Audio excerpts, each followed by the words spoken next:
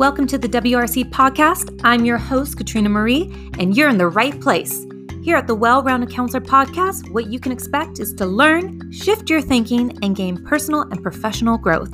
And if you have not yet done so, hit that subscribe button so you never miss another podcast episode. The conversation starts now.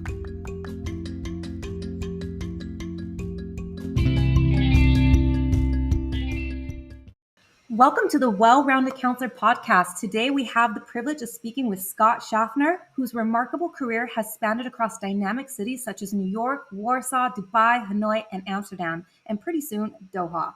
After recognizing a yearning for greater fulfillment beyond the courtroom, Scott transitioned into the field of education, eventually establishing himself as an expert in hiring educators for top international schools.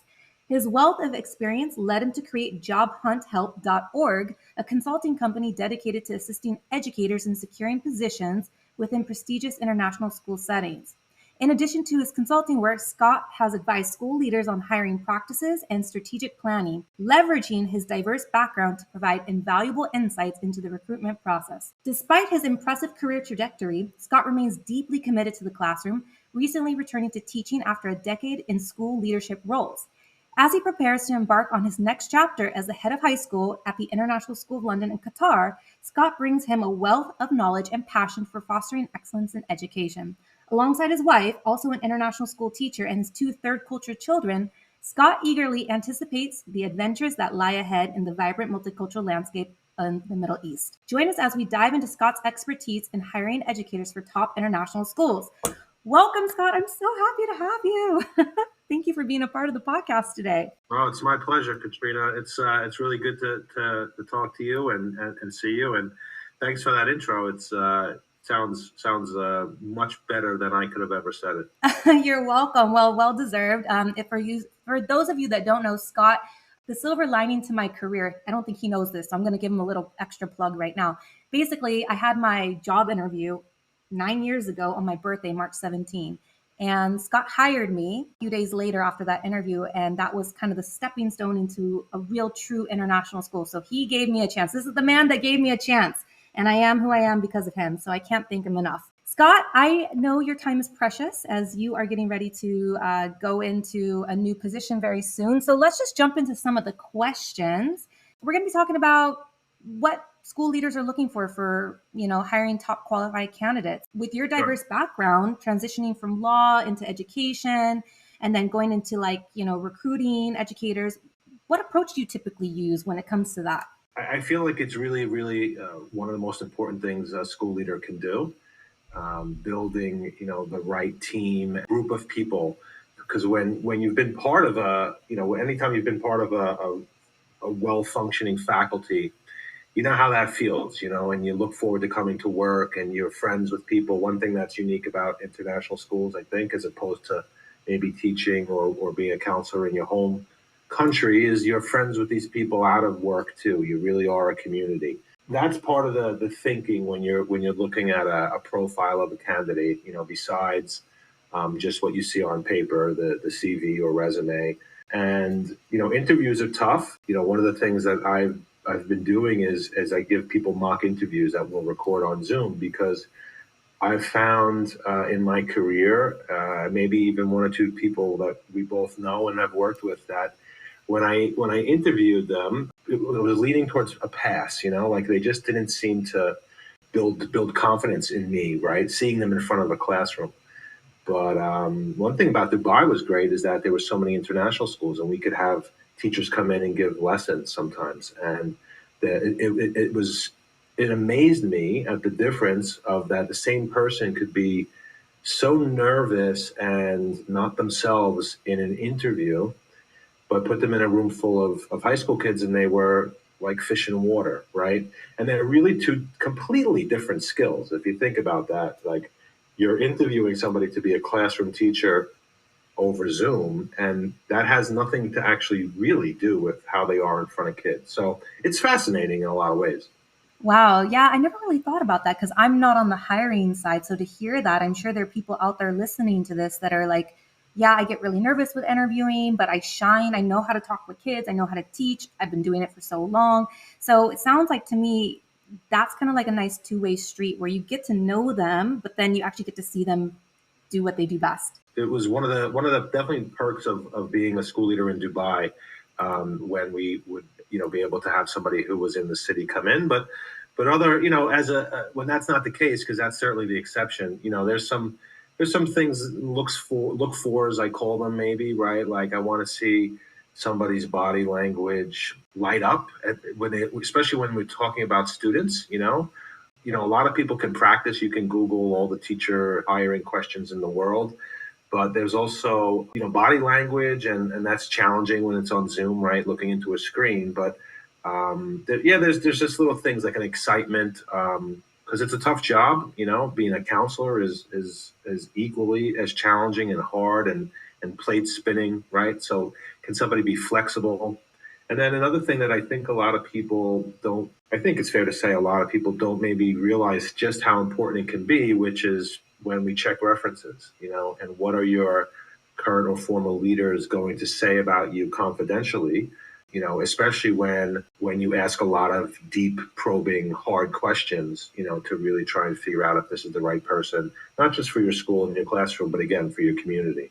Absolutely. Now, I know that you took some time out of the school setting and as a teacher, as a school leader, and you created jobhelphunt.org. And that's where you were kind of consulting and helping professionals gain, I guess, job opportunities in top international schools. Can you talk a little bit about that experience? What kind of things were you covering? What were you seeing? What were some of the things people were missing, the gaps? I love it. I mean, I've always loved job fairs. I think there will always be a place for job fairs. At least I hope so, because I think there's something about that human interaction. Not dissimilar maybe to there'll always need to be a human counselors or teachers, right? AI, I don't think is going to be able to replace. Certainly, maybe supplement, but it's technology can only do so much. So I've always loved being at job fairs and the excitement of talking to candidates, or even myself being a candidate, and what do you know about this school, and should I move to Thailand or should I move to Brazil, and what do you know about the schools, and really life changing, potentially very exciting decisions that people have to make sometimes within 24 hours.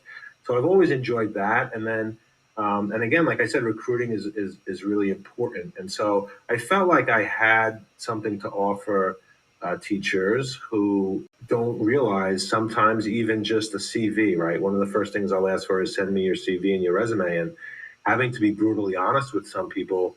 So maybe I'll give you an example, Katrina. Like, when you apply for a job at a good school, there's going to be 100, sometimes 100 plus applicants, and the truth is, at least in my experience, but certainly I've seen other school leaders too, where you're just looking at a CV and trying to find five, maybe eight people to interview, right? So you're taking, and there's research that I found since starting Job Hunt Help, that was like, oh yeah, that's really true in my case, where not just in education, hirers really spend about 7 or 8 seconds on a CV, right? And you're just trying to say, do they have the right experience? Do they, and should I give this person 30 minutes to an hour of my time to see if they might be, worth pursuing as a candidate? So the importance of that piece of paper, and how it looks and what it says, and what it says where, are all things that a lot of people. I know some great educators, and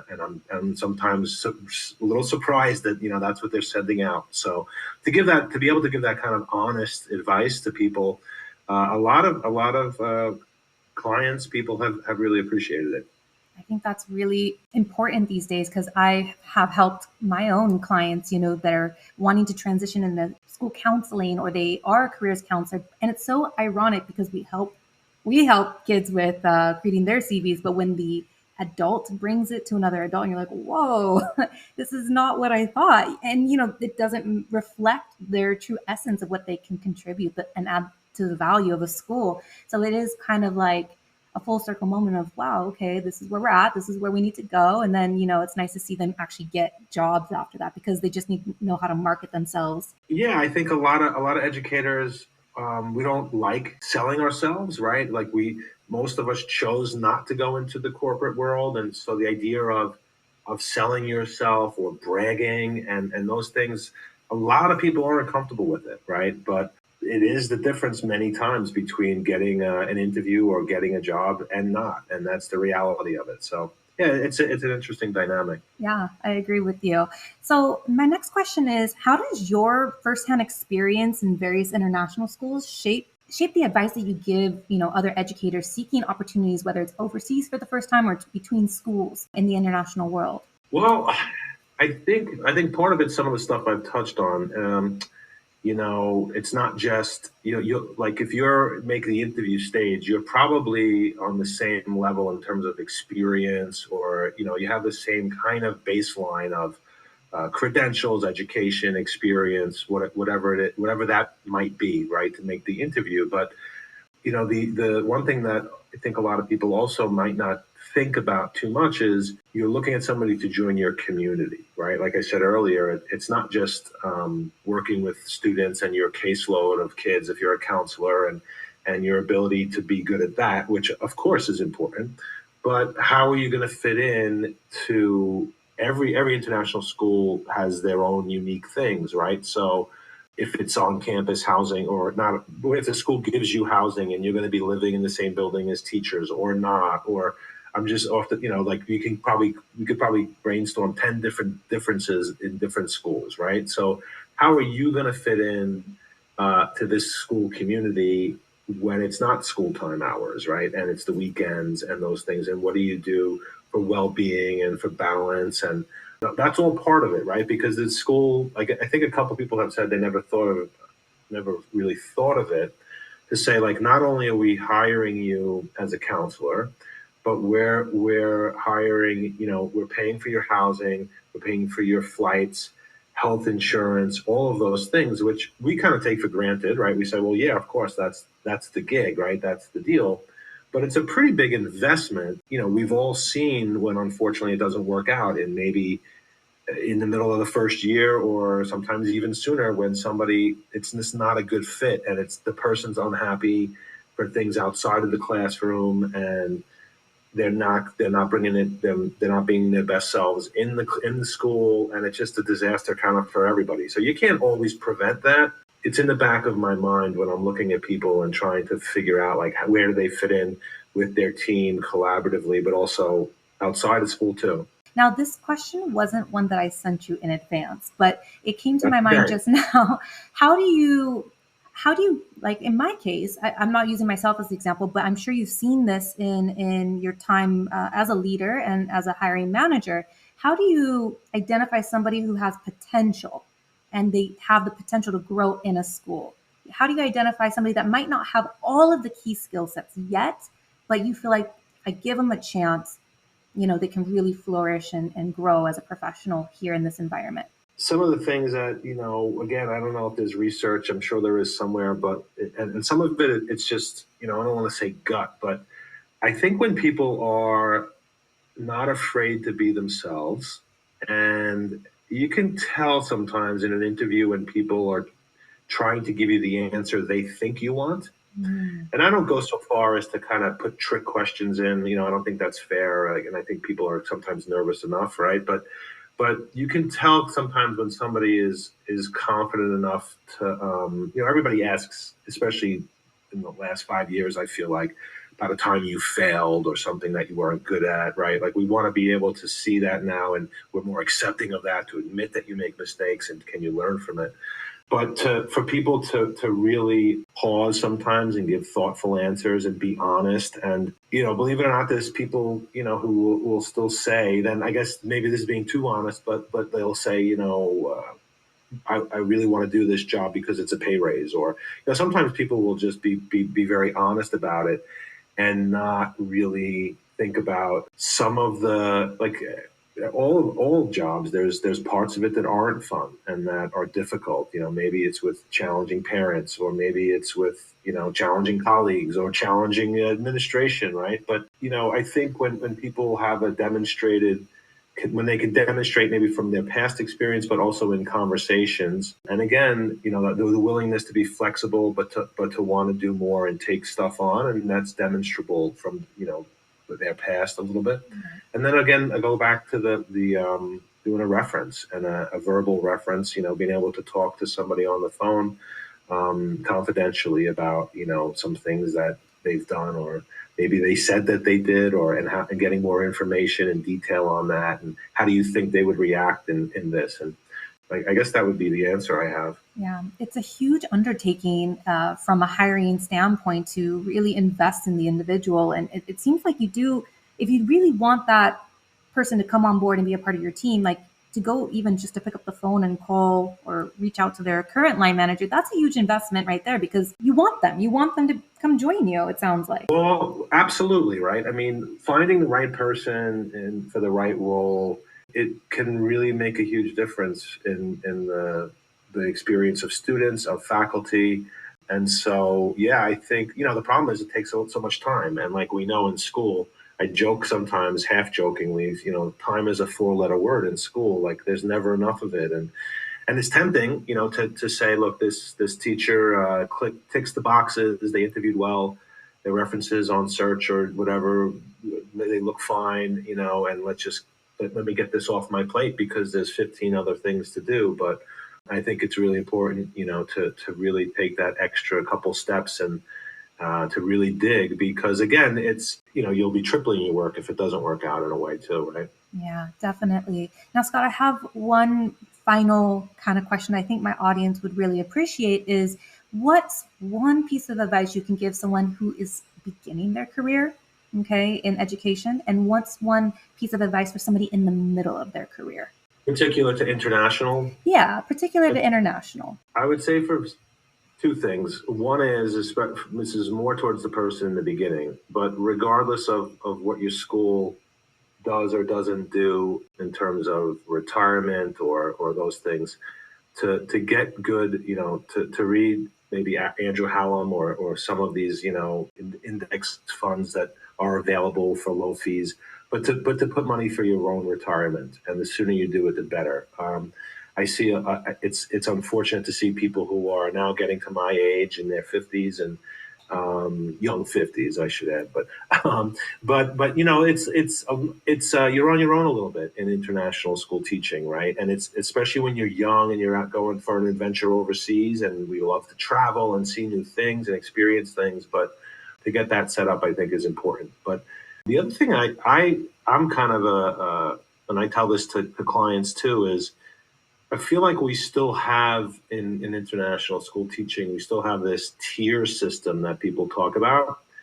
And I'm not going to say any bad words because, Katrina, I never do that, but that's BS. I really, really, of course, there's schools that have great reputations and that their salary and their benefits packages are fantastic. And that's great. But there's so many good schools out there. There's really no substitute in my experience for like a really functioning school community. When you come to work, you enjoy the people you work with, because we've probably all been in situations where that's not the case.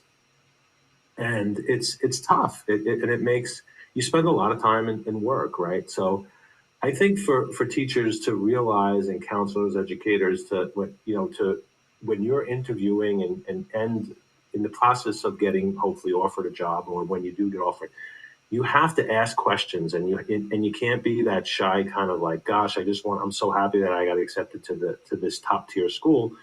But really, you're interviewing them and ask to talk to people who were at the school and to do some digging, because I don't think, the benefits might be great, but if money was everything, I don't think we'd all be in education, right? So I think just to be flexible and open-minded, that includes location too. Like some people say, well, I only want to go to Western Europe. And it's like, well, do you really have any idea of like how, and usually they don't, like how many wonderful opportunities there could be in other places that maybe you've never dreamed of, right? So to be open-minded, but also not be afraid to interview the school and ask questions. And I kind of like that when I'm recruiting, to hear a person asking those good questions. Every interview will have a part that says, what questions do you have for us? And if you think about it, this is also maybe one other tip I give is like, we generally ask the candidates the same questions, right? We have 6 questions, maybe 8. And we want to ask every candidate the same one so we can kind of get a baseline and compare. But when we say, what questions do you have for us? That's the differentiation point. That's where you can really get a good idea of who this person is, right? Not just as a professional, but outside of school, and what they ask and how they ask it can really say a lot. And that's a really important part of the process. I think people should consider. And not enough people do that. They don't take that step, I feel like. No, you're 100% right. Or they just say, "Oh, right now, really nothing." But it's like you might be moving your whole life to Taiwan. Like you must have some questions.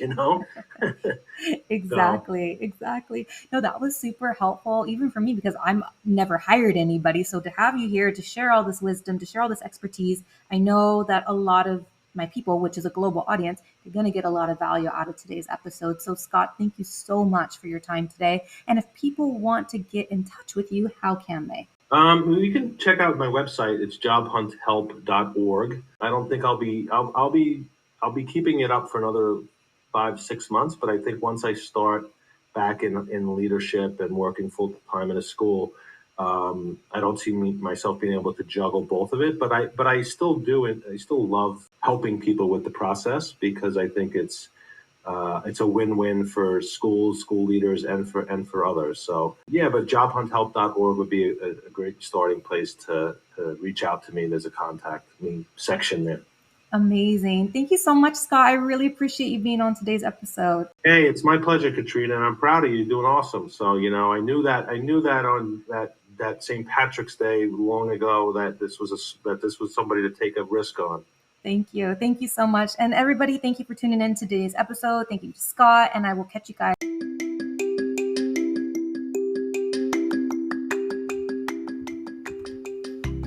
Did you love the episode? I hope you're feeling inspired and no longer feeling alone out there, and you're ready to evolve and become a better person. Make sure that you share this podcast or take a screenshot and post it on your social media. That's how you help spread this podcast organically, and people can find it much easier when you share, or share it with a loved one. I'm your host, Katrina Marie, and make it your mission to be a blessing in someone else's life today.